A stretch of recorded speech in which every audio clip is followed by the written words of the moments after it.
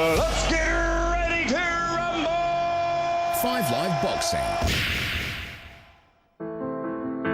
Al couldn't have been any worse. George Groves couldn't have been any better. George Groves against Carl Froch, the Battle of Britain. That's like my pro career, thinking I'll never get beat. This is one of those nights. We get them every 5 or 10 years. He put me down in round 1. We all know what happened. He walks into one. Froch is dumped with a left-right combination by George Groves. How was he going to deal with that? You know, once the first bell goes and the flashbacks come. He's getting tired. The attrition from Carl Froch is beginning to tell. I broke him down in round 7 and round 8. Everybody knows that I finished like a steam train. Big right hand from Froch and a left hook. Another right hand. George Groves is in desperate trouble. I was controlling him. He caught me with one shot. And the referee saying he waved it all off. George Groves cannot believe it. The fact remains, George Groves was finished. When Carl Froch looked to be losing the fight, he produced that warrior instinct. I was only tipping the iceberg on my potential for the first fight, but for the next fight, I'll be 100 times better. I'll make sure that I'm more clinical. And as boos ring around this arena, Carl Froch is still the world champion, but many will suggest that he's lucky to be so. My worst performance still was good enough. So what's going to happen when the real Carl Froch turns up? So between now and 10 o'clock on 5 Live Boxing, we're previewing one of the biggest fights in British boxing history, the rematch between George Groves and world super middleweight champion Carl Froch, live on 5 Live this Saturday night from 9 o'clock. Text me tonight, 85058, or tweet me at BBC 5 Live, and we want memories of the best and worst rematches you've ever seen. The best and the worst rematches you've ever seen. 3 people in the studio who were all smiling during that mix as it brought back memories of Froch Groves round 1. 5 Live's boxing correspondent Mike Costello, writer and broadcaster Steve Bunce, former 2-weight world champion Paulie Malignaggi is here as well. You were smiling a lot at that. Yeah. It's it brings back crazy memories. You know, just 6 months ago, they were already here, man. It's gonna be 80,000 people in this arena. I'm still in awe when I see the stadium. I'm still in awe being at the press conferences. And I'm so excited, but I'm still going to be in shock, I think, when I get to Saturday night. What's your favourite ever rematch, Buncey? I'm going to do like I always do. I can turn it upside down. I can give you best and worst all in one fight. Oh, well, I like that's why I like working with you. So I like saving your time straight away. Yes. We're 3 minutes in and I've already saved you 2 minutes. The explanation is probably taking longer than the answer. Absolutely. So that's wasting more time. September 21st, 1991. Mike knows what it is. The rematch against Michael Watson, Chris Eubank. They'd had a fight a few months earlier. Disgraceful decision. Watson didn't get the decision.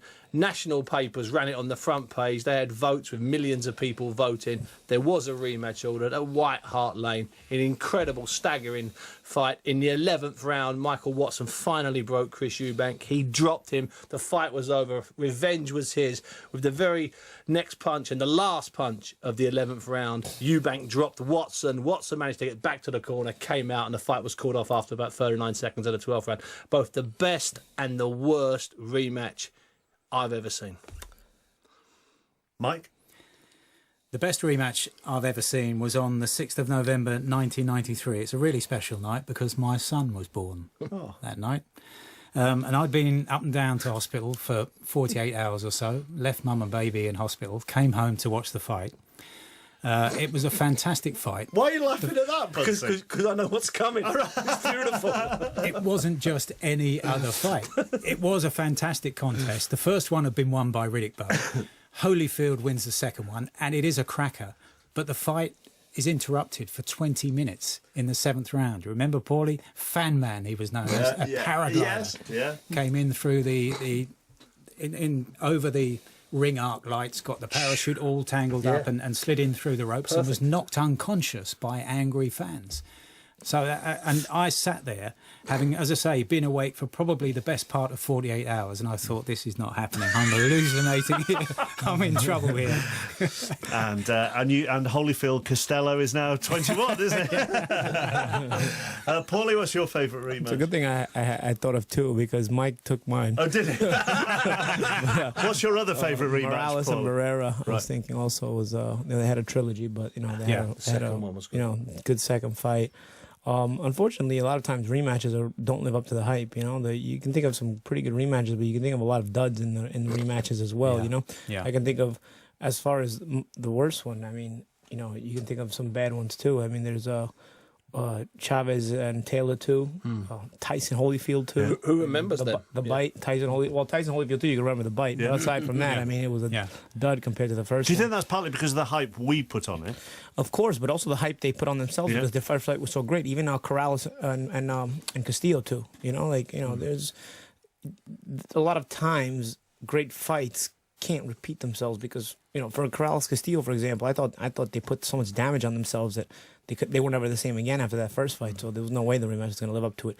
Guys like Morales and Barrera, though, I don't know, they're out of this world, man. They fought 3 times and then had success even after they fought 3 times, you know? So they're an exception to the rule. And the highest profile dud, Mark, was Ali against Frazier. The first and third fights are so memorable. The first of them, the fight of the century that Frazier won. The last of them, the thriller in Manila, which is my favourite fight of all time for all sorts of reasons. But the one in the middle is always forgotten. It was a dud in January of 1974 at Madison Square Garden. Ali won on points. But the Frazier camp were complaining afterwards that he held and was told he was holding by the referee no less than 150 times and yet wasn't warned or given any kind of caution. So that gives you an idea of and if why nobody talks about it. And if I could have allowed another one, outdoor fight, okay, we're 2 things. 1966, great stadium, Highbury, just about 2.5 miles away from here. Outdoors, and it was obviously the rematch between man it was, Clay, known as Ali, against Cooper. Cooper never got started in the rematch, having dramatically dropped Clay in the first fight, which was at Wembley. I'm tying so much together here. I'm sewing. I'm knitting a jumper. I'm connecting everything for you, chappers. But you're giving so many different answers. I'm getting there. And that one didn't live up. The rematch didn't live up. What was interesting that night, there was a form of pay-per-view introduced in 1966. Needless to say, it didn't work. Witness 40-year wait before it came back. I got another one. Even Leonard and Hearns too. Ooh, yeah. Leonard and Hearns too. Stink. I think Sugar Ray, didn't give him a rematch for 8 years, so it was not going to be the same again. This one isn't going to stink, right? That's right. We're going to stick to this. This is going to be fantastic. Although today was a little bit flatter than maybe previous press conferences. Yeah, and I'm not necessarily thinking that gives us a clue or a guide as to what's going to happen on Saturday night. I do think that the styles of these two men gel in a way that suggests it can only be exciting because of the way, in particular, that Carl Froch fights. He does leave himself open. He has at times got clumsy footwork, but it's got him through 11 world title fights. And that first fight, you'll hear an awful lot of people telling you how one-sided it was.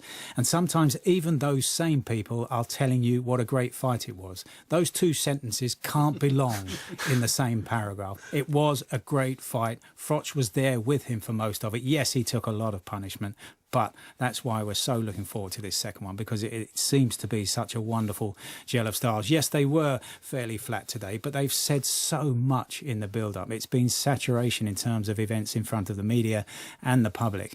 And at this stage, if they really have got to the stage where they believe they can't break the man down anymore, why unleash any more useless energy? Why let go of that energy and emotion? It's better saved for Saturday night. An awful lot to talk about as regards the fight, an awful lot to talk about as far as the press conference today was concerned, with Paulie and Bunce and Mike. But let's hear from both boxers, shall we? Because after they'd done their press conference today, Mike spoke to both of them.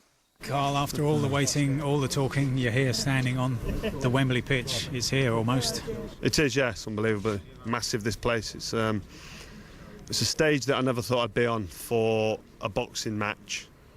But when you consider and look back at the career I've had and, the fights I've been involved in, this has sort of led me to this point. And to be given this opportunity to fight and perform on this platform is something I'm not going to throw away and waste. You've got to expect the best of me on Saturday night. I expect it of myself.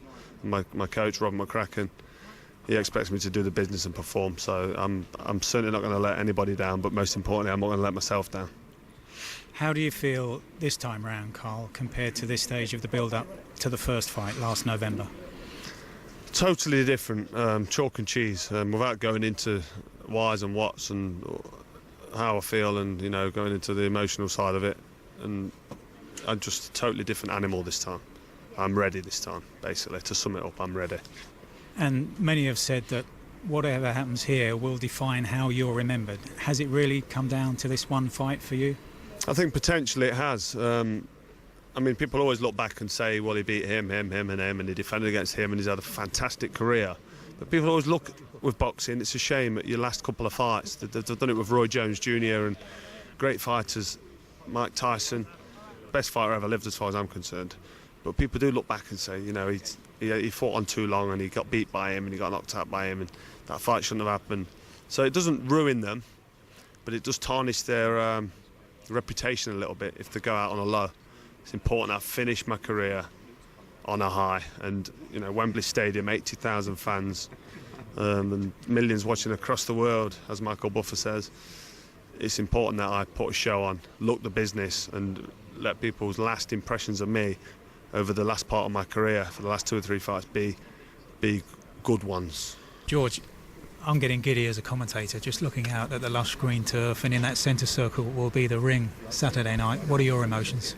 That's because you can sit there and enjoy it, Mike. I'm fighting that night, so I won't be able to see much of it. I think everyone who's going to get down is going to have a fantastic time, and it's an event now. You know, it's a big sporting event, and I think everyone involved in for a real treat. The fight itself will be a fantastic fight. I'll be focusing on the task at hand. I'll be focusing on finishing the unfinished business and claiming my belts that have been out on loan with Carl Froch. It's work as usual on fight night. I don't think I'm going to be able to absorb any of the atmosphere before the fight, but after I collect those belts, then there'll be plenty of time for that. Now, this time round, many more people are giving you a chance. But how do you feel within yourself at this stage compared to first time round?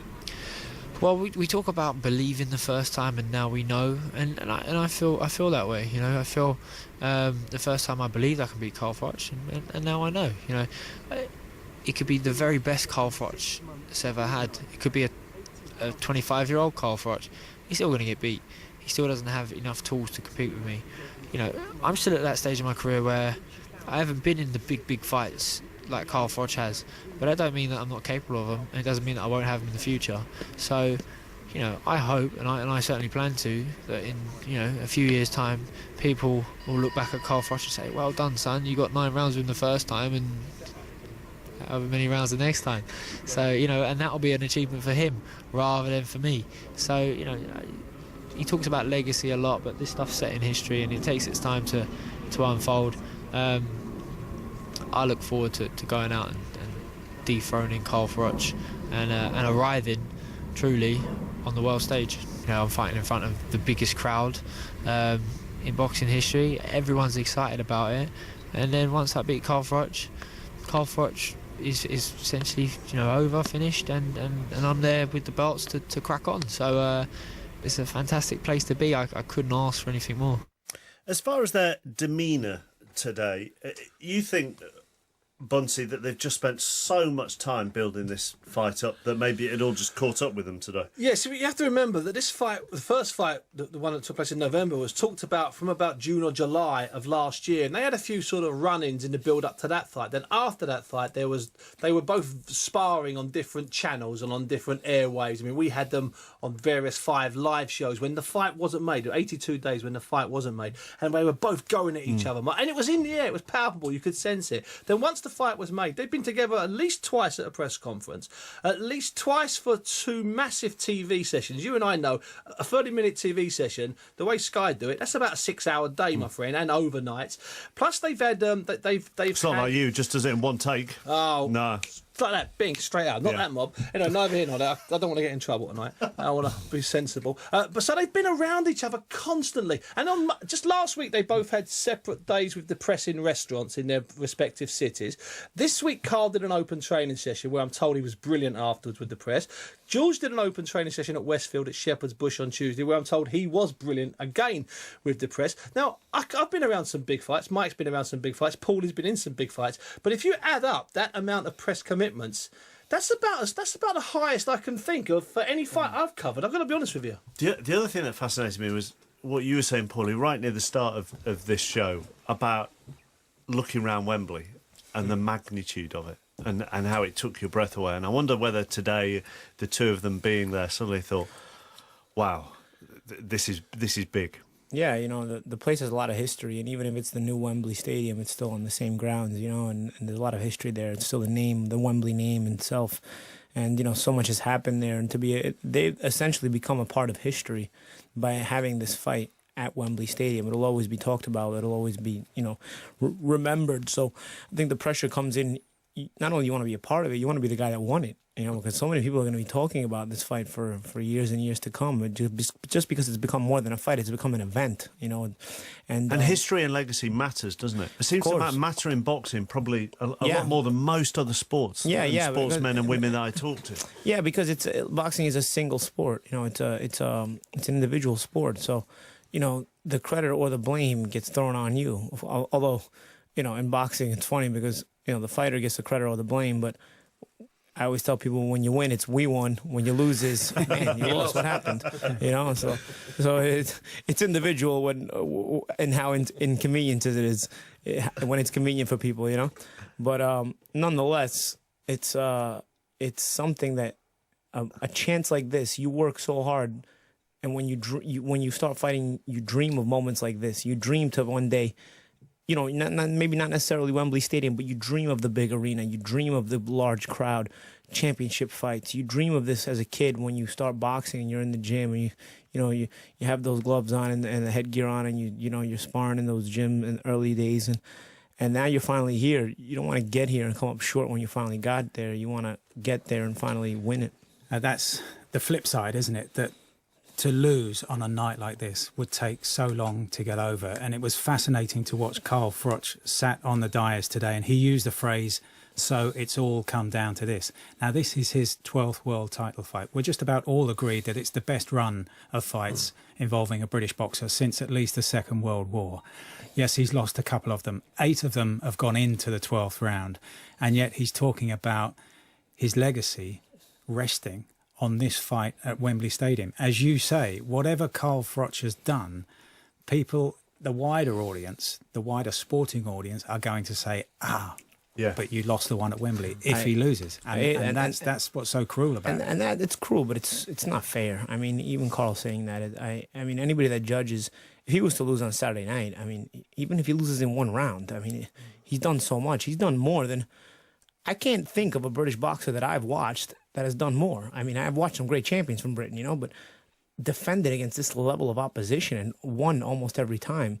I mean, I've seen some great fighters. I mean, I've seen Lennox Lewis. I've seen Nassim Hamed was one of my favorites. I mean, I've watched, Joe Calzaghe and stuff. But nobody fought the competition like this guy consistently. Yeah. I mean, come on. I mean, this guy, besides the USF Mac fight, I mean, he didn't take a step backwards at all. And in America, we always talk about how Europeans always have that buffer where they can take a step back and defend against a no-name. And Europeans always take advantage of that. I'll tell you from an American standpoint, once we're on a high level in America, it's not accepted to take a step back anymore. You constantly have to fight world-class killers, and that's why we don't have long reigns in America, aside from Floyd Mayweather, who's a tremendous talent. But that's why you don't reign for a long time in America, because you constantly have no choice. If you want to get paid, you have to fight top level of opposition. And in Europe, you get that luxury that sometimes you can take a step back and have that home crowd fight. And Carl has done almost none of that. I mean, aside from the USF Mac fight, he's not done it at all. He's constantly been in with tough fights, and he's continued to win. So I don't know that. Regardless of the result on Saturday night, I mean, if he wins, it just adds to that tremendous legacy. But if he loses, it's really, you can't count that against everything he's done. We have so much to talk about this evening, and I'll get some of your texts and tweets on your best and worst rematches in just a while. But let's turn our attentions back to the first fight, Mike, because the 6th round in particular provides a reminder of why there's so much interest in Saturday night. That's one of the greatest rounds I've seen live, and great rounds for me are like great fights. One of the key criterion is that they have to sway both ways and back again, and it did. Froch was on top, Groves was on top for most of the round, and then Froch was on top again. Froch took punishment that should have finished him, but on reflection, it might well have been the round that finished Groves. It sounds fantastic. Just sit back and enjoy what it sounded like on 5 Live. Here is the 6th round. So round 6, we're heading ever closer to the halfway stage of a contest in which both men have had successes, but none like the right hand of George Groves towards the end of the first round. And in truth, Carl Froch has been struggling ever since to work his way back into the contest. Probably the worst round that Carl Froch has ever had. You know, everyone talks about the first round where he got dropped, but he got hurt in that round, but I think he got hurt far worse in the 6th round. Let me tell you something about round 6. He sat down in his corner, slumped in his stool after having a bit of success at the end of round 6, and said, "Paddy, I am absolutely..."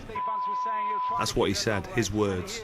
So the number 6 to me means that George Groves is a 6th round fighter. They like to talk about it as a turning point, but it's just like anything. If Barcelona go 5-0 up in the first half and they only score 1 in the second half, it don't mean they had a poor second half. Because it was so one-sided up until that point, people felt like the tide was turning, but ultimately it wasn't. Another clubbing right hand from Groves gets through, and a left-right combination also from Groves now. And Groves senses that he's hurt his man again, but Froch just grimaces and gets back on the front foot. I think Groves completely played into Carl's hands, and he took Carl on in round 6, and he might have edged the round, but I think the writing was on the wall. Right hand from Groves, left hook from Groves, the two men standing toe-to-toe, and Froch comes back with a solid right hand of his own, and Froch is unmoved after 3 solid, clean-cut shots from George Groves. Froch stood there, and how will that demoralise Groves? Another right hand from Froch, but simultaneously took one from Groves, and again they open up in the centre of the ring, unleashing the heaviest punches they can unload.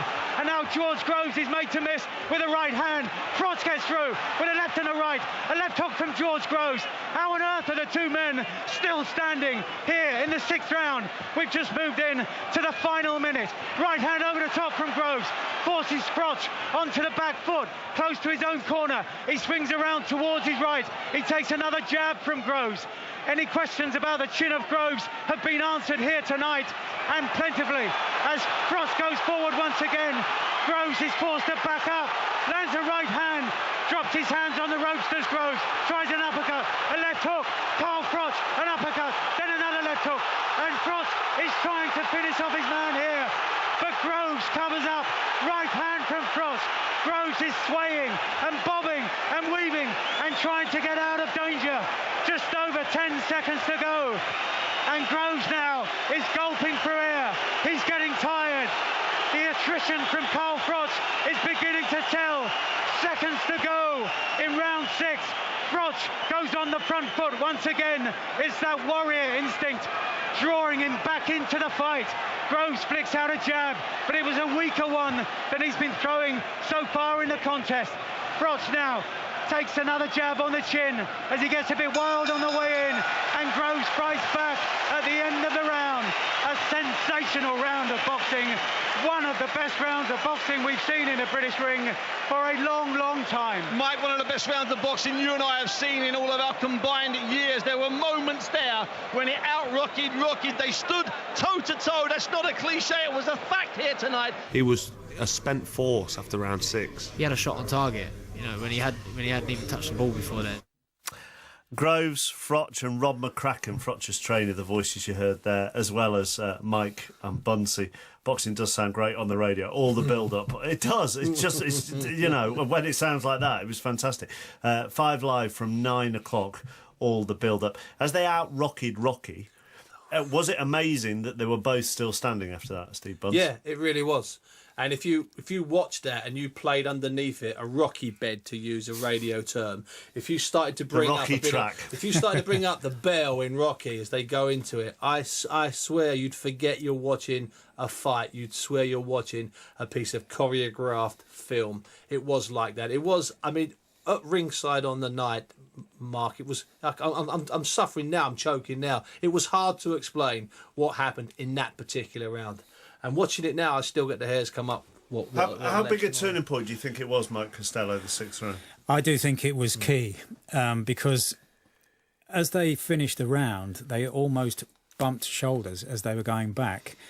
And George Groves really was unsteady on his legs as he went back to the corner and then almost fell onto his stall. I have to say, so too did Carl Froch, but Carl Froch has been in those kinds of rounds before, whereas Groves was being introduced to that kind of attritional. And just quickly, Mike, what's really interesting there, and I'd forgotten that Carl Froch said the exact same thing that George said. George said, if you watch it back, Steve, you see Robert McCracken and you see Carl Froch says to Robert, I'm beep. Okay, and now here's Carl Froch saying, if you watch it back, you can see George Groves say to Paddy Fitzpatrick, I'm beep. Well, I'd forgotten they both said they were beep at the end of the 6th round.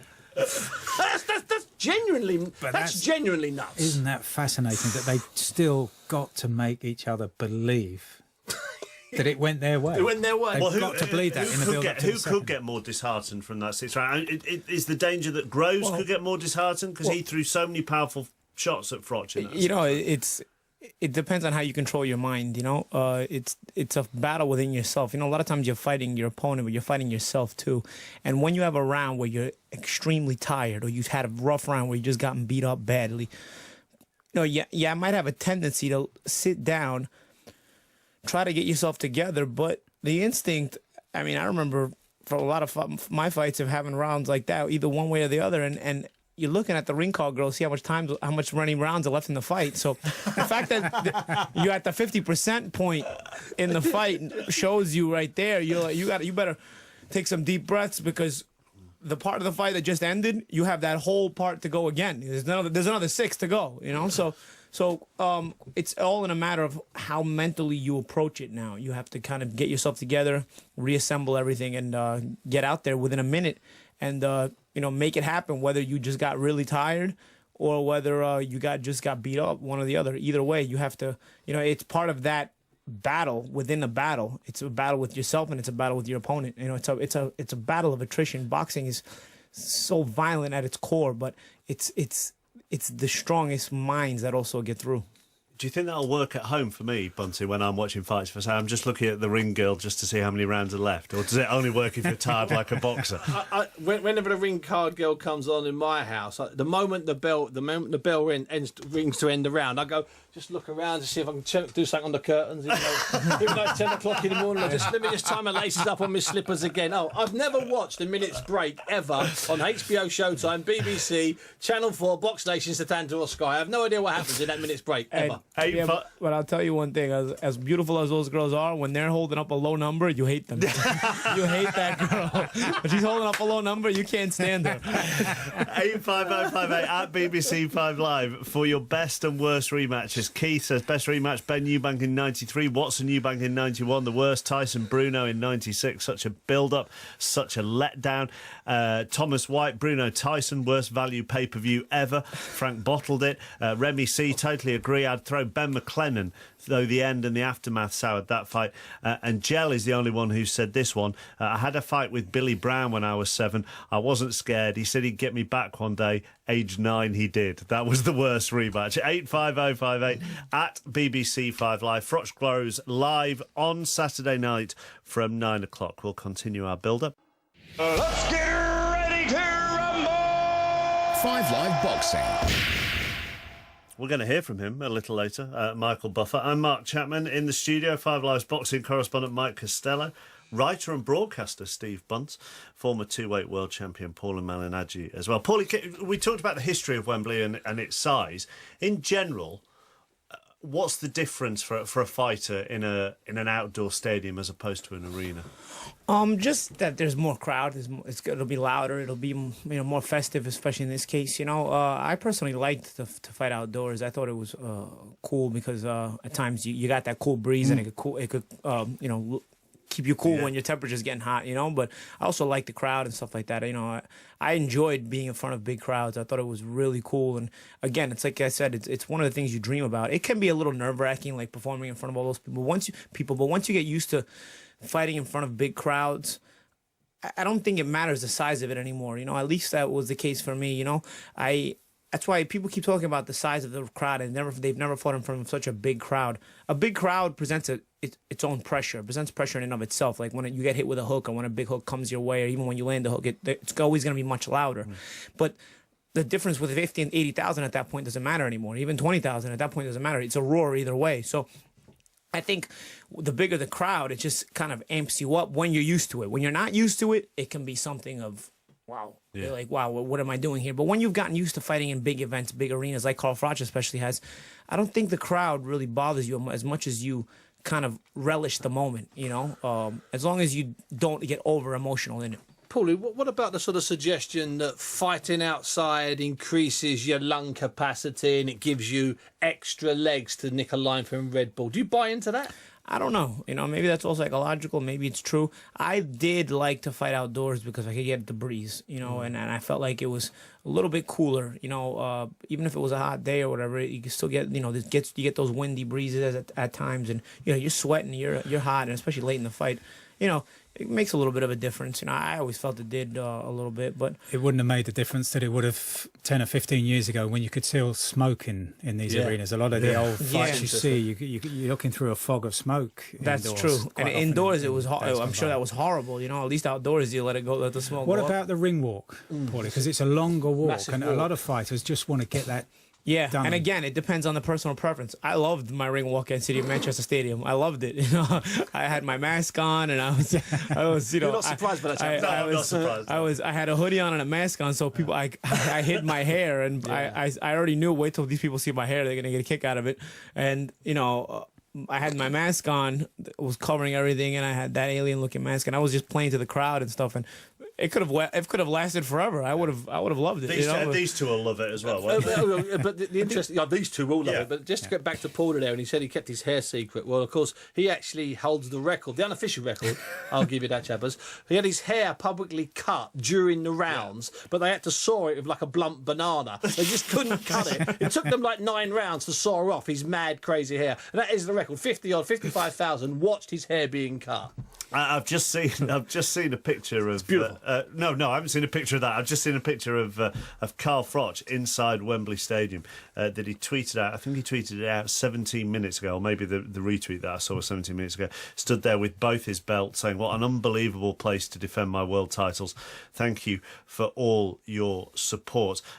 It'll be his 12th consecutive world title fight, though, Mike. Many of them have actually gone the distance, haven't they? So he's 36. How much will all of that taken out of him, do you think? There has been wear and tear. There's no doubt about that. 11 of those previous world title fights he's had, all but one of them have been very hard fights. 8 of them have gone into the 12th round, and there are fights like the 2 against Mikhail Kessler, the one we're remembering against George Groves, the one against Jermaine Taylor, which he won, coming from 4 rounds behind to win with 14 seconds to go. The first world title fight he had against the Canadian Jean Pascal. They were all very hard fights, fights that would sit comfortably in most people's collection of all-time great fights.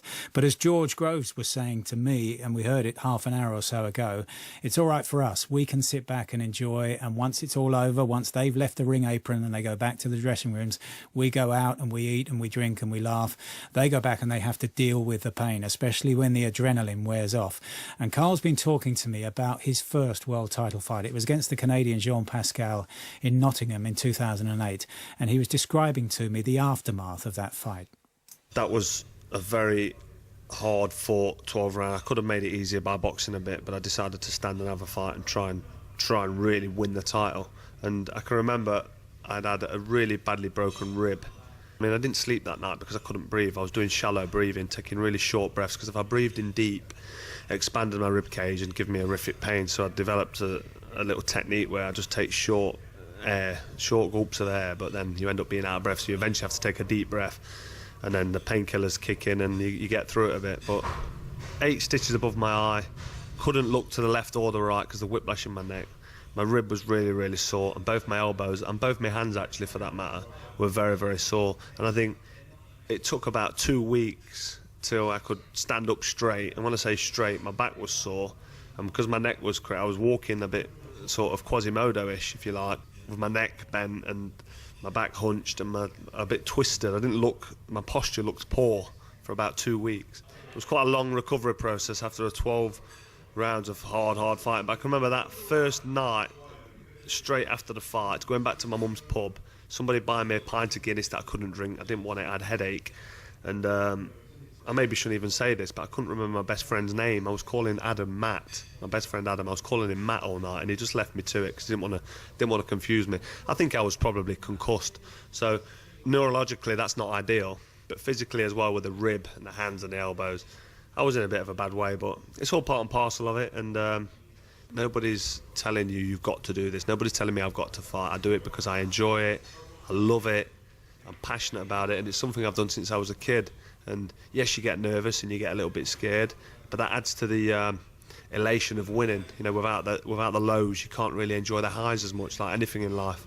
And because of the nerves and because of the apprehension and the worry and the hard training and the sacrifices that I have to make, not seeing my kids, not eating my cheesecake, you know, not doing what I want and going out with my friends, not drinking, not smoking, I haven't got any vices at all, except for my beautiful partner Rachel, and I don't go near her for 3 months, believe it or not, before I fight, because I think abstaining keeps my legs strong. It might be a myth, but for me mentally, and that affects my relationship, but it's given me what I would have never ever had through any other walk of life, because I'm not good enough at anything else. Boxing's been fantastic for me, and I think it'll be fantastic for many future kids and future generations to come, because it's a wonderful sport.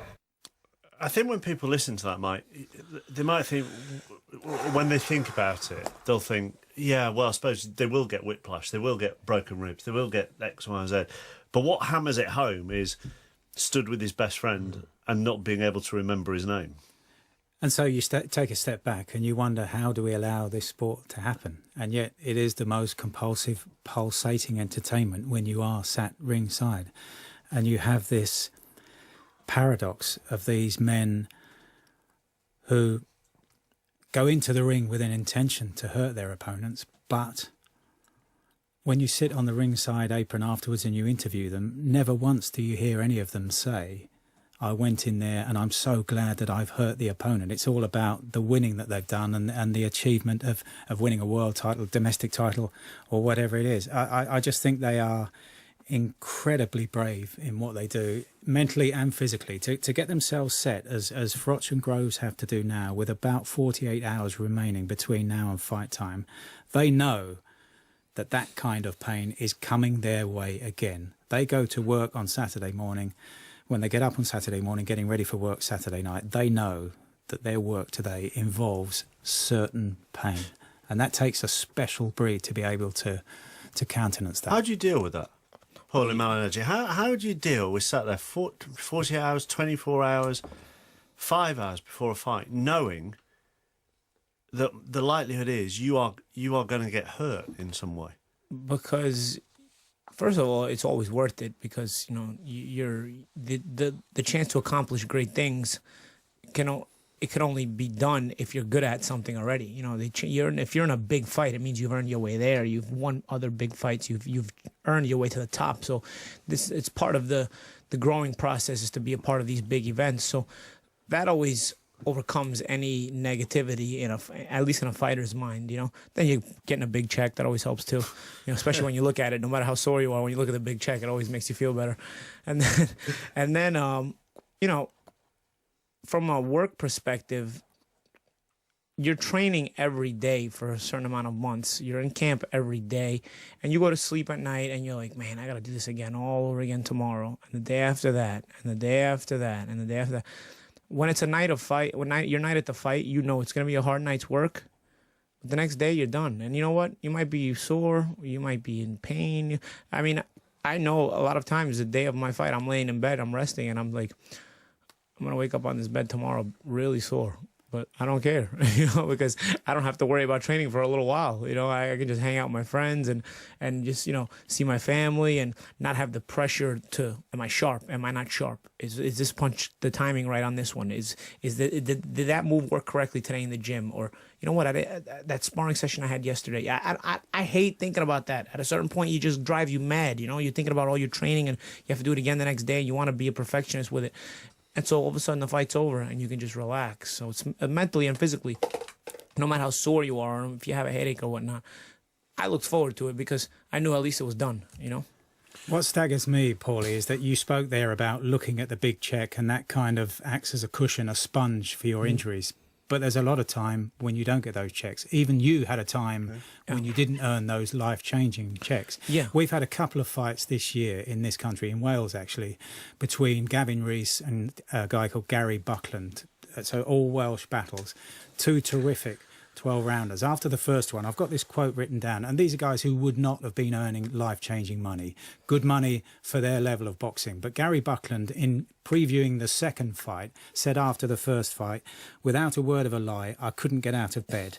To get out of bed, I had to roll over, fall out of bed, and then stand up. That lasted for 2 days, but I was in pain for a week. And that's kind of familiar. I have a good friend who was involved in a European title fight in London in the mid-1990s. And this, I'm going on now to how sometimes it affects the wider, the wider circle around you, in his case, the family. He went back to the dressing room and he was about to meet with the media, and his wife came in and his face was all sorts of shades of blue and purple after a really hard 12-rounder, which he'd lost.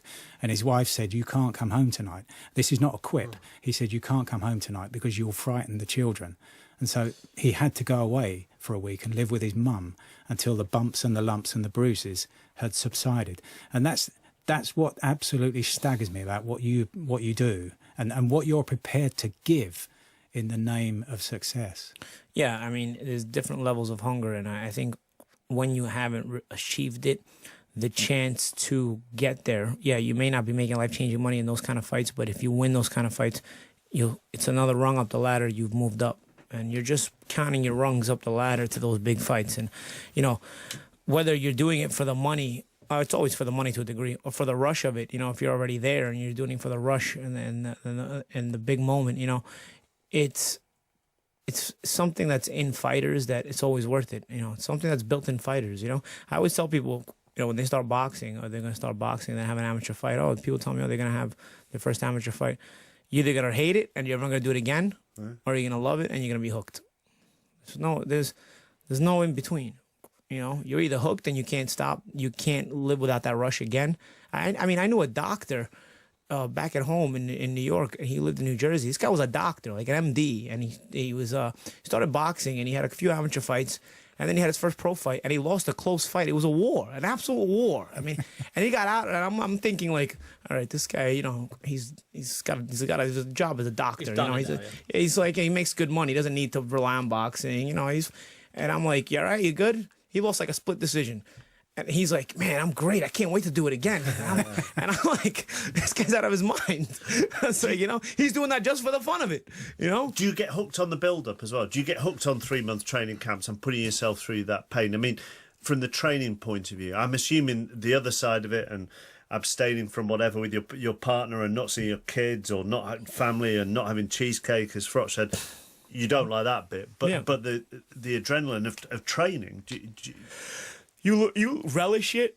I mean, from my perspective, I didn't mind it because I think of the big picture, and I'm like, man, it's going to be a big fight and a big crowd, and I can't wait. But then as the fight gets closer, you have to make the weight, and then you get a little more lower in weight, and you're just aggravated every day. You're just aggravated, and you're just like, you're so sick of camp, and you just want to get it over with, and you just want to get to the fight already, And so at that point, camp starts becoming a hassle. Training starts becoming a hassle. You just don't want to do it, but you got to do it, Early on in camp, when you get in shape and you're not starving and you're not thirsty, you can actually enjoy it because you're starting to get sharp, but you feel good, As opposed to the end of camp where you're sharp, but you just have all these other things bothering you, and you're just aggravated, So eventually you get tired of it. I mean, at a certain point, I would just be so tired of it. I'd just be like, man, I just can't wait I wish the fight would just be here already, And camp, remember, is part of what gets them into that frame of mind, because we're talking here about 12-round fighters. We're talking here about championship fights, and we're talking here specifically, Paulie's had about a dozen big ones, and the Froch ones, we're talking about are big ones, where you're in big camp for 3 or 4 months. Froch doesn't go away, although he did stay away quite a lot this time. He traditionally stays at home, Mark, so the night before a fight, he could still be in his house in a different bed, but surrounded by his kids and garden furniture. And now he hasn't. For this fight, he has started to go away. But it's in that camp, remember, where you start to get all of the stuff that's going to focus you. And it's not just the stuff you're getting in the gym. It's not just the stuff you're getting in the ring and on the road. It's all the other stuff. It's the resentment. It's that kind of stuff. It's not just cheesecakes, as an expression. Yeah. Steve Collins, for instance, when he'd go away in camps for the Eubank and for the Ben fights, he'd purposely not speak to his wife, not speak to his family, not speak to his kids, and he'd check into the worst possible bedsit they could find him in the worst possible part of town, because that's what worked for him, because he learned from Marvin Hagler when Steve was a refugee, basically, a boxing refugee in Boston, and that worked for Steve. So he didn't shave, and he was horrific to be around, and that was all part of what he did. So that the camp itself serves zillions of purposes, and sometimes that being denied things and deprived things is part of what motivates you in the fight. Another consequence of camps, again going back to the damage inflicted, is that the amount of sparring is often neglected in what amounts to the total amount of damage that's done to a boxer over the years. The thousands of rounds that they spar. Again, we only see the 12 rounds on the big night. We don't see the damage that's inflicted week in, week out. Didn't Froch say yesterday his last sparring session went 17 rounds? Is that I read an article this morning said he because he wanted them to keep coming and pushing. And by the end of it, he realised he'd done 17 rounds of sparring. Before we move on we'll go hear more of George Groves in a minute. What are the worst injuries you've had? I mean, I've had injuries.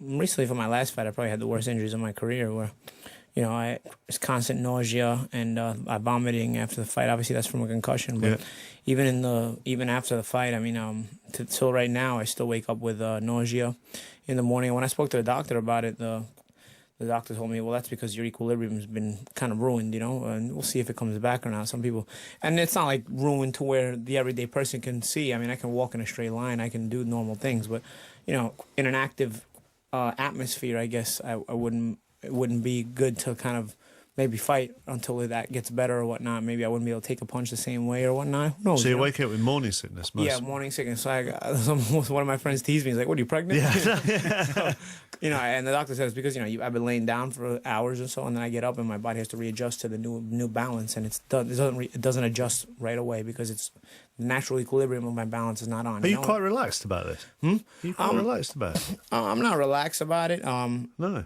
I'm aggravated about it, but I don't try to dwell on things that you don't control, like whether I don't like it or whether I don't mind it. I mean, it's going to be there anyway, so we'll see what happens. I've had one fight earlier in my career, which is totally crazy because it was the fight after I fought Ricky Hatton. So I lost the Ricky Hatton fight, and they got me like a small comeback fight, and I was dominating the fight. It was like against a journeyman opponent. And I was like playing around, goofing around. I was just trying to get my mojo back, trying to see how my style would come together after a tough loss. Just trying to get my confidence. I was actually having a good time in there. It was just more clowning around and fighting in a more athletic style than any technicalities or anything. And I got caught with a big shot at the end of round 6. I walked into a right hand, and luckily, it was the end of the round. Like I tell people, it's the most wobbled I've ever been in my career. And I remember the round ended, and I needed the rope to take me back to my corner. I'm like, wow. I was mad. I had to see the video. I didn't know what hit me at that moment, And I remember getting up to for the start of the next round. It was round 7, and I'm like, I cannot believe I'm still hurt right now. I'm still hurt right now, and I mean, it's a good thing that minute happened, so that minute at least got my legs back under me. But if I didn't have that minute, I don't know that I would have survived the round. It's amazing, against just an average fighter, and so I finished the rest of the fight just on instinct, and I won. I even won the last 2 rounds, But I don't remember the end of it. I actually came back to the corner after the 7th and 8th round as well. I don't remember it. I remember the final round was just one round. I remember it as being one final round. Instead, it wasn't. Barry McGuigan, in his autobiography, writes about a fight he had just before he won the world title. It was against a guy called Juan Laporte, and he got hit with a right hand. Yeah, Juan was a big puncher. In the 9th round. It was a 10-round fight. He got hit with a right hand, and he said it took him back to his childhood. In his mind, he found himself playing in Mrs. Keenan's toy shop, who lived a couple of doors along. That was the power of the punch. Again, we go back to what these men go through. And McGuigan just assumed that he'd been knocked over or had even been knocked out, but he finished the contest and couldn't believe it when his trainer told even him Junior Jones told me when he won the world title against Jorge Alessio Julio, It was a 12-round decision. He got knocked down in the 4th round. He don't remember the rest of the fight.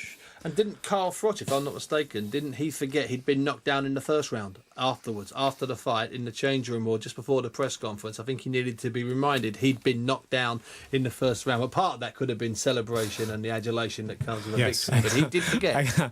I got dropped in the gym one time, and anybody that tells you they haven't been dropped in the gym is lying, because we sparred thousands and thousands of rounds.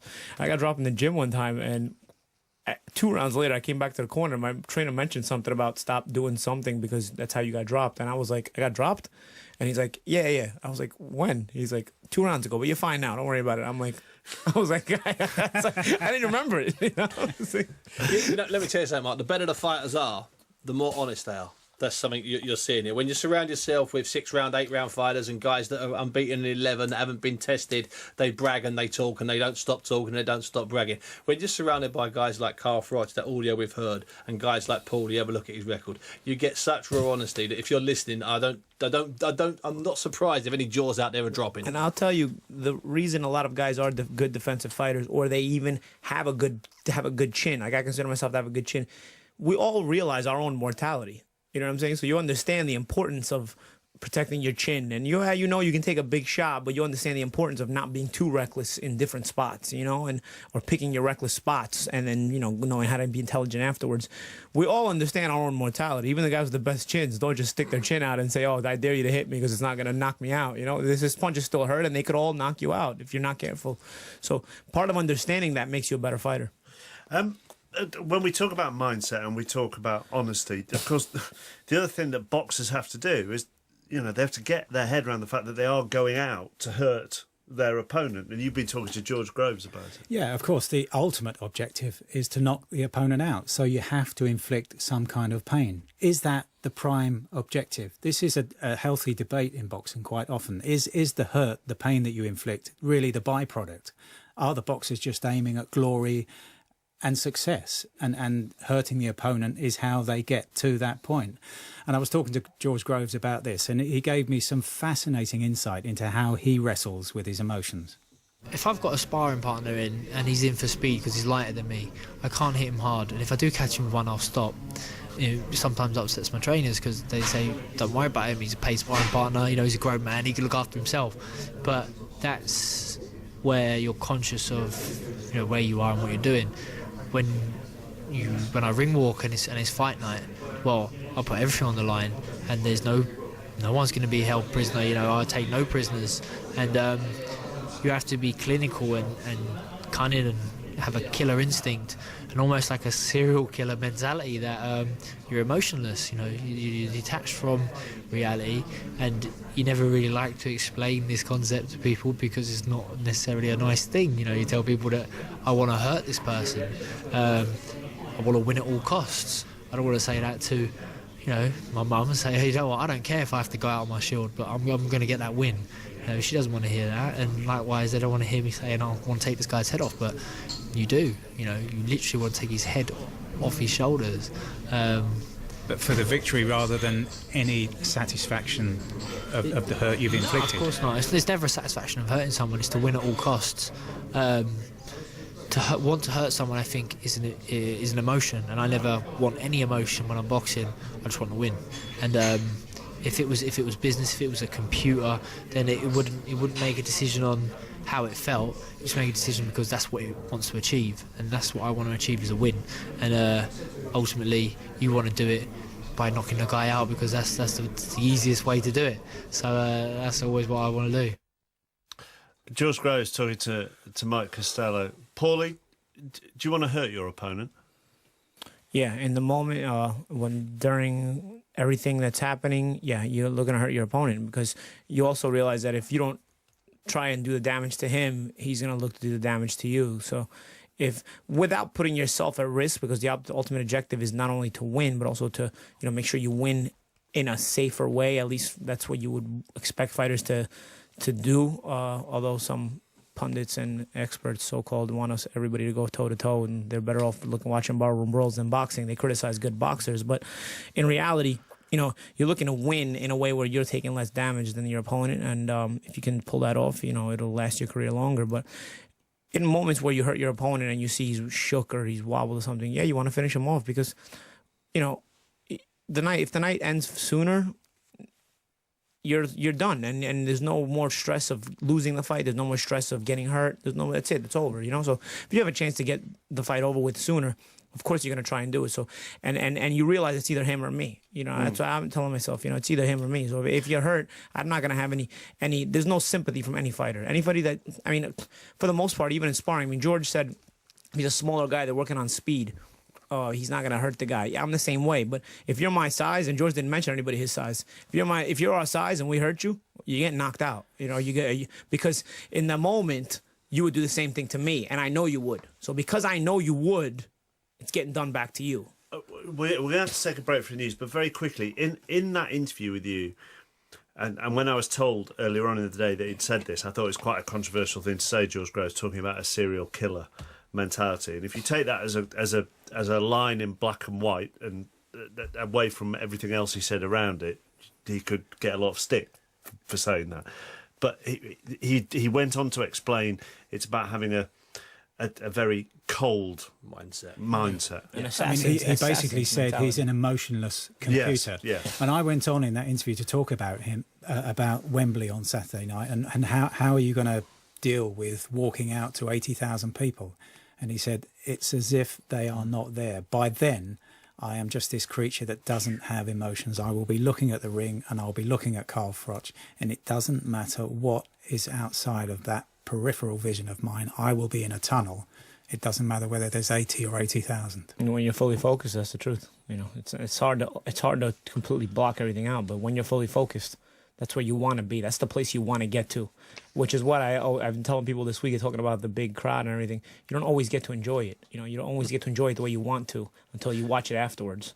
You enjoy it in the moment to a degree, the rush, the adrenaline, but you don't get to enjoy it fully till you watch it afterwards, because then there's no pressure on you. It's Paulie Malignaggi and Steve Bunce and Mike Costello on 5 Live Sport. Thursday night is the 5 Live Sport that ends at 10 o'clock. And without being disrespectful to Question Time, it's one of those nights where I could really do with it going on until 10:30. Although, interestingly enough, Piers Morgan and Joey Barton are on Question Time this evening, which will be interesting in itself. So we've got 25 minutes left.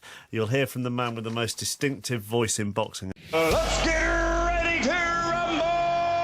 5 Live Boxing.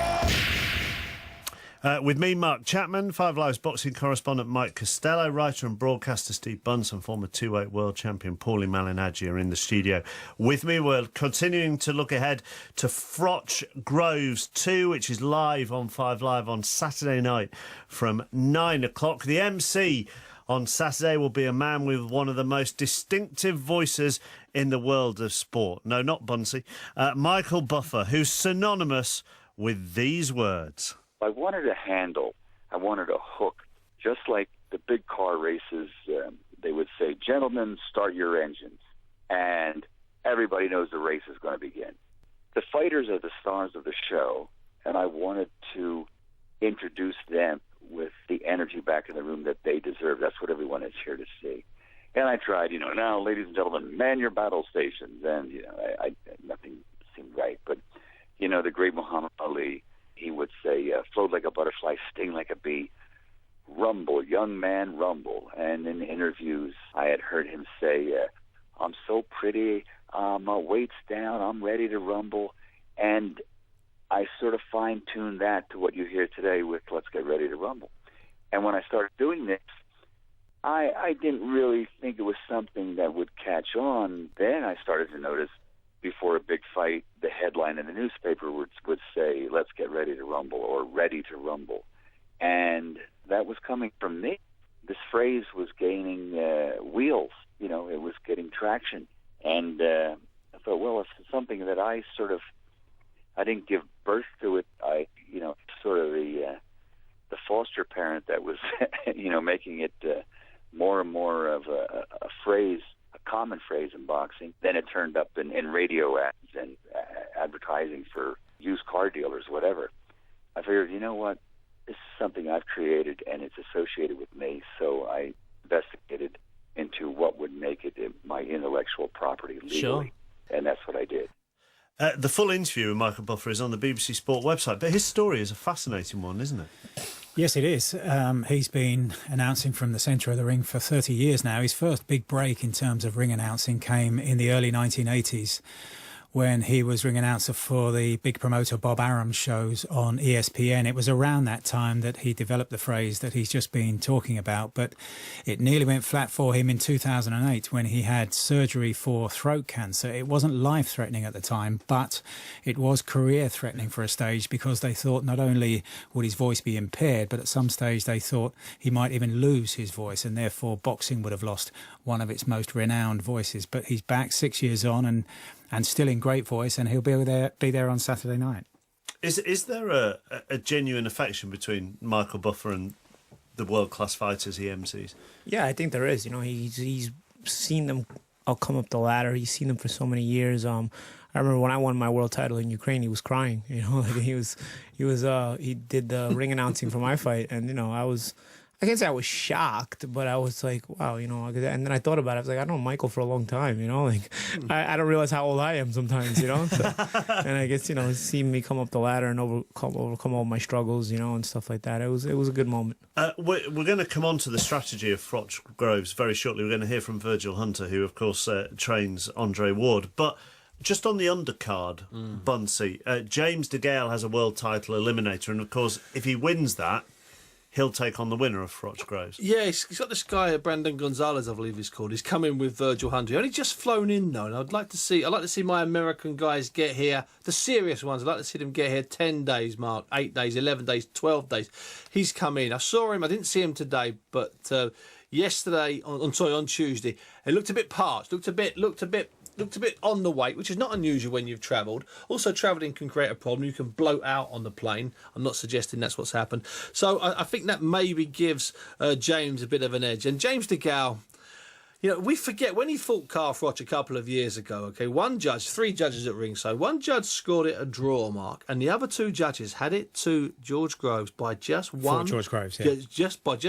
Had it for George Groves by just one slender point. That's how tight, that's how close that was. They both went off on different routes after that, and they looked about a year ago when George was fighting for peanuts on the undercard, and exactly a year ago, March last year, fighting for peanuts on the undercard of a show in Germany. It looked like James DeGale, who was working his way up the WBC rankings and other sanctioning bodies, would leapfrog George and fly ahead of George. But Adam Booth, George's former promoter and manager, pulled a few strings, negotiated a deal, and therefore we ended up, hey presto, with the first fight. But James DeGale has not gone away. He's not washed up. He's just been a bit all over the place. Let's put it that way. He's back. He's focused. He'll win on Saturday night. However, I'm not sure where you go after Froch and Groves and 80,000 and a needle fight. It certainly won't do 80,000. It won't. I'm not sure it will do 40,000. Or would it need to? No, it wouldn't need to, except for the money. It could do 20. It could do 20,000 in an arena, couldn't it? It would still be a big fight. It would be an enormous fight. I mean, what we don't want to do, surely, is after Froch Groves, be constantly comparing future fights to go. I mean, it's only natural, I suppose, that you do, but it won't do anybody within British boxing any good if we constantly compare it to what's coming this Saturday. It won't, but here's the thing. We may be able to, the royal we for us in boxing, we might be able to capture some of those fans. We might be able to go, I don't know, Loftus Road or up in Nottingham and go outside with 35 because you may capture some of those fans. However, there's one line that I've been trying to get to, and it was Carl Froch said it at the very top of the programme. He said it over nearly an hour ago. He said, it's important that I go out on a high, to be discussed. It's important that I go out on a high. And that means, well, I don't think he'll be fighting James DeGale whether he knocks George Groves out in the first round or wins on points. I don't think he'll be fighting him anywhere. Thank you very much to Darren, who's just dropped me a tweet to say he's loving the boxing show. He's listening in the bath right now, which is just too much information. As regards the rest of the undercard, Mike. It is a cracking undercard. There's a world title fight at bantamweight. Jamie McDonnell, who once held the IBF title, is now going for the WBA version against a Thai called Tab Timdeng Nawrachawat. Do you like that one? Yeah. Actually, my ears just went a bit funny. Just been a crackle on the line. Did your headphones just cut out? Just a little bit, yeah. Mercifully, we haven't bought the rights for commentary to that one. Mercifully for me. Kevin Mitchell is in an IBF eliminator for the world title at lightweight against Miguel Vazquez. That's upcoming if he wins on Saturday night against Ghislaine Maduma. And Anthony Joshua at heavyweight has his 6th professional contest. And he kicks it off, doesn't he? Yes, he does. Anthony Joshua. So that'll be about 6:30. Is that... Cast your mind back, Paulie, I suppose, but is that going to be quite hard for him? Because going on at 6:30, it's going to be quite empty, and there might not be a lot of people. Yeah, well, there will be a lot of people paying attention, but there'll be a lot of hustle and bustle going on as well. I mean, you want to be the big star of the show, but it's just part of the coming up process, you know. So you don't mind it. You actually... You know, it's cool being on these kind of undercards. You go get your win, and then you go take a shower, and you come back and enjoy the rest of the night, you know, because there's still plenty of good fights left afterwards. And that's what I used to do when I was on these deep undercards. They were big fights.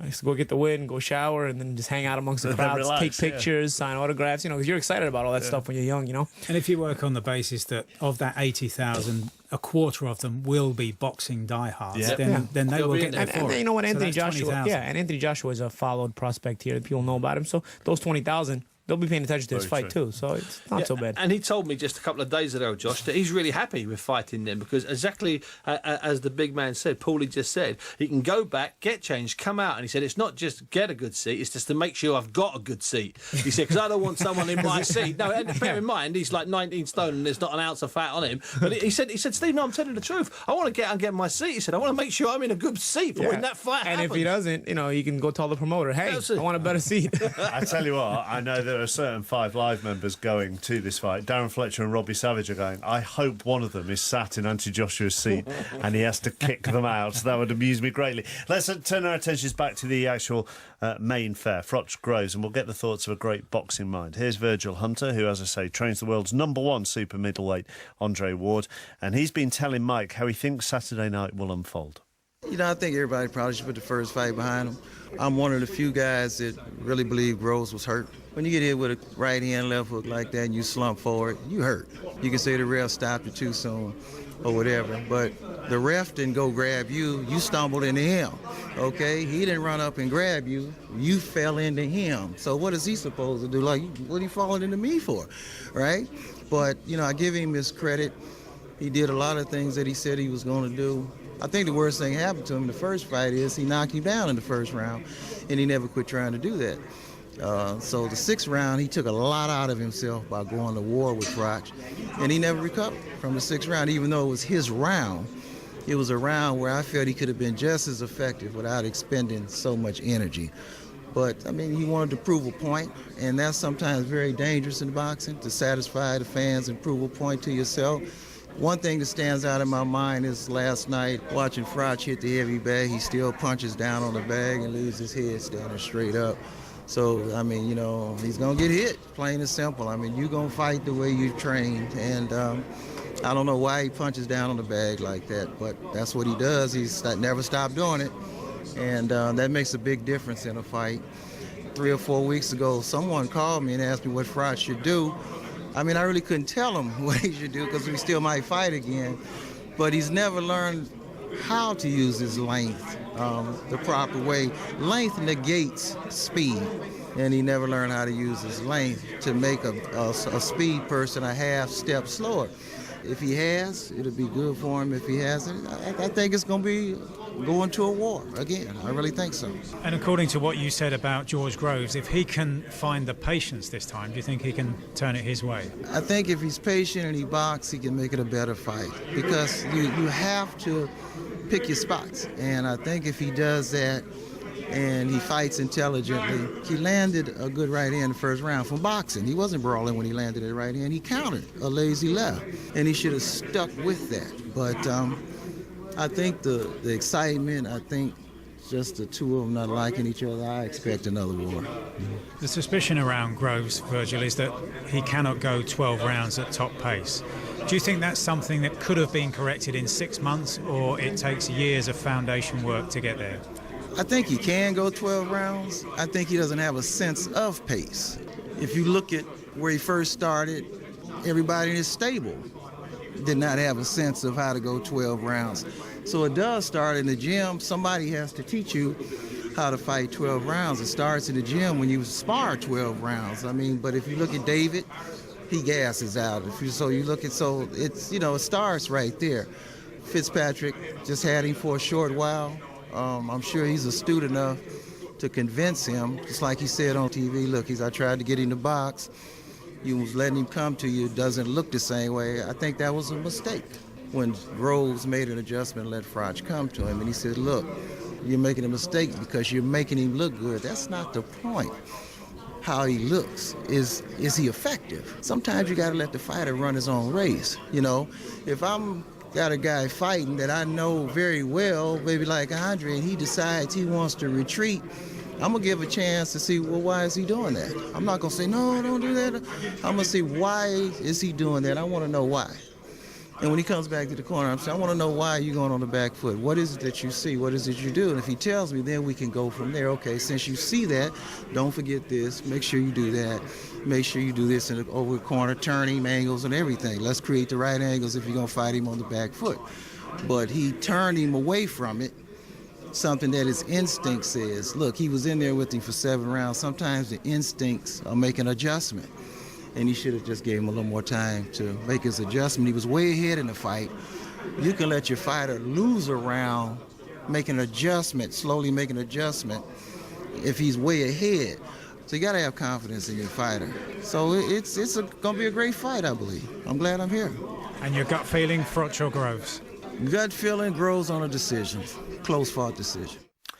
Virgil Hunter speaking to Mike Costello. He then did use a caveat to you at the end, didn't he, off air, which was if he learns to pace himself. For you, Mike, is that a big if?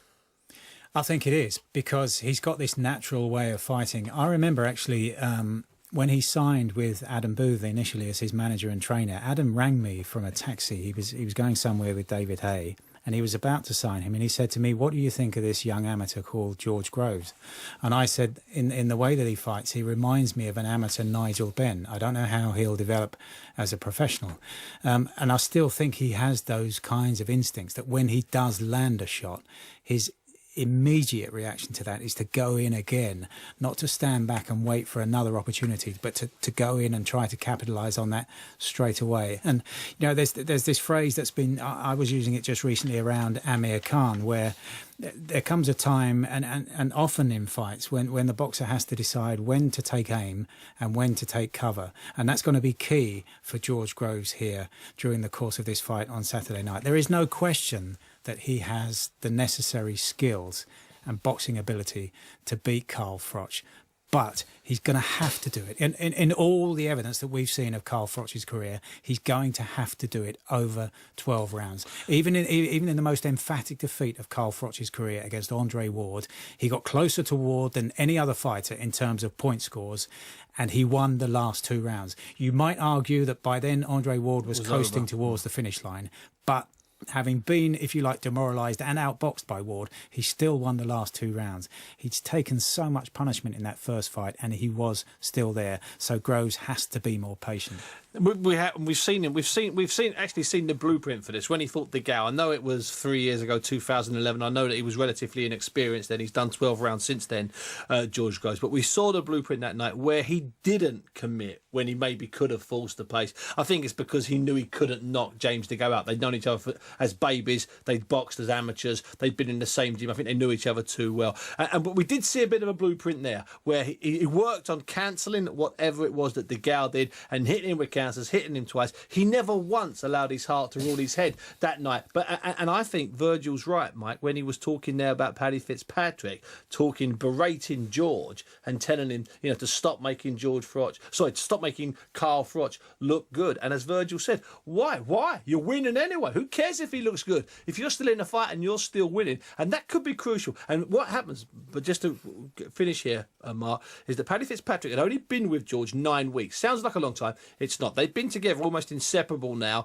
since that 9 weeks started before the last fight. They literally haven't had a day apart since then. So we're going back here to August almost, or early September. Those guys have been inseparable since then. They now have a different understanding. And as Paddy Fitzpatrick said, we've both fine-tuned the way we work. And there could be a very different corner approach throughout this fight. Paulie, what about Virgil Hunter's pointing out that he has a technical flaw, Froch, in punching down, and that means he's vulnerable to being hit.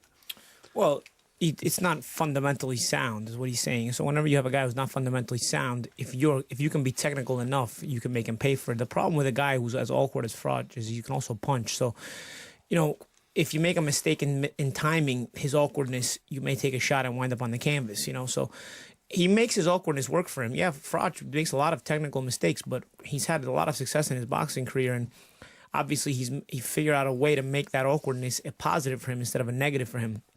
A lot of times, the way you fight an awkward fighter, the way you fight a guy who's difficult to time and fights in an unorthodox style, such as Froch, whatever the mistakes he makes, so there are a lot of mistakes, you can't look for too much. You can't look to bite off too much all at once. The way you beat an awkward guy is to keep it very technical but very simple.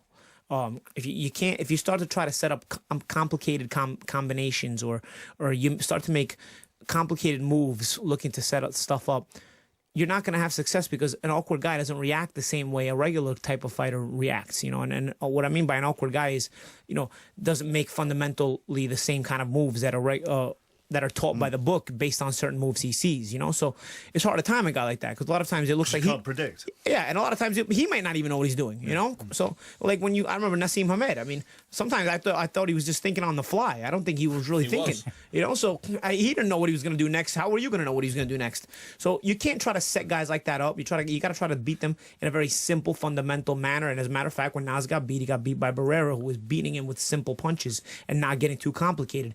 If you try to bite off more than you can chew with an awkward guy, they will make you pay because that's what they rely on. They rely on you getting impatient and frustrated with their awkwardness and making you pay for that. As I say, I could talk about this for a lot longer than another half hour, but we've only got a couple of minutes left. Thank you for all the texts and tweets coming from people saying how much they've enjoyed it. We heard from Darren in the bath. Joe says, I wish I was in the bath listening to this boxing show. It's terrific. Instead, I'm wrestling a bone off my puppy, and then puts in brackets, not a euphemism. Thank you very much for that, Joe. As far as Saturday night is concerned, I want some predictions here. Do you think it will end up, as we heard there from Virgil, it getting into a war? I think at some stages there will be fascinating exchanges. I don't think I can see that the two styles are going to produce that. I can sense what Steve's saying, that they will, for George Groves and Paddy Fitzpatrick, try to create more space between the two of them and trying to keep it as a boxing contest rather than a slugfest for as long as they can. But I just think that Froch at some stage will close down the ring space between them, and that greater strength, much greater strength and punching power than James De Gale had, and therefore wasn't able to do it. And over the course of rounds, those clubbing shots to the body.